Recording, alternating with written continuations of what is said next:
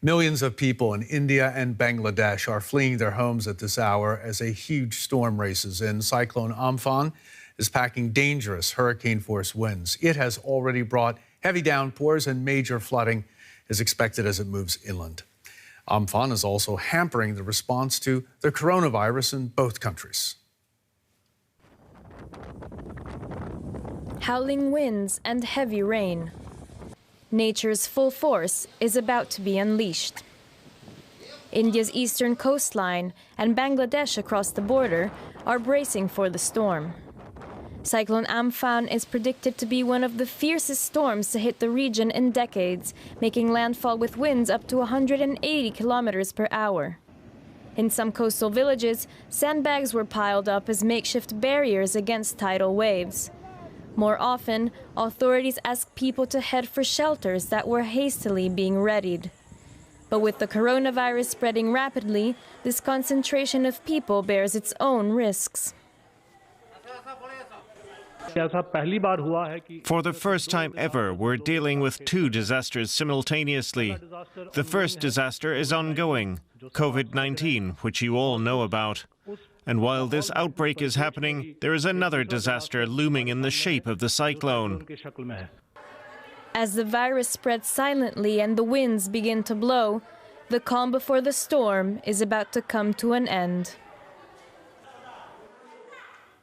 Let's go straight now to our correspondent, Manira Chowdhury in Delhi. Good day to you, Manira. What's the latest you're hearing from the areas in the Bay of Bengal under threat? According to the latest reports, the cyclone Amphan will be striking the Indian eastern coastal regions sometime between 4 p.m. to 6 p.m. Indian local time today. So the rescue efforts the evacuation efforts are still going on. The two eastern states which will be impacted the most are West Bengal and Orissa. Multiple districts of these two states will be impacted. So according to the reports, over 400,000 people have been evacuated from these two states and have been moved to emergency shelters. According to reports, over 2 million people have been evacuated in Bangladesh as well. At the moment, the priority is to save as many lives as possible. And for that, in India, over 40 disaster management teams are on the ground. And even some sections of the Indian Navy are on standby to provide some medical aid. Manira, how does this storm compare with past ones, past cyclones? Well, it is being said that this is one of the most powerful cyclones to hit both the countries, India and Bangladesh.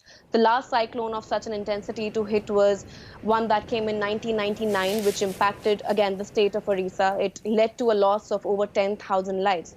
In fact, this cyclone was in the category of a super cyclonic storm till about 24 hours ago, but lately, in the past 24 hours, the wind speed has been weakened a little, and now it is being characterized as an extremely severe storm. But nevertheless, the damage which can be caused by this cyclone is still quite bad, and it can inundate many low-lying areas.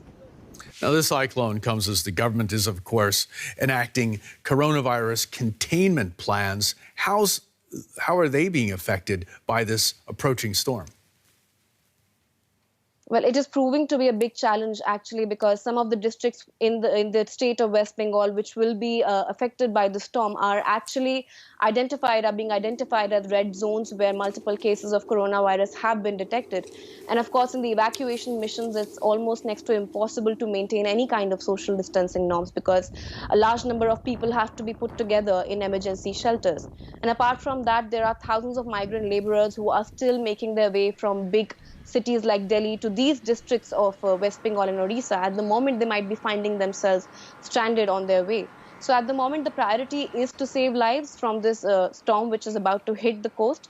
But again, the efforts to curb the spread of coronavirus might take a hit in these times.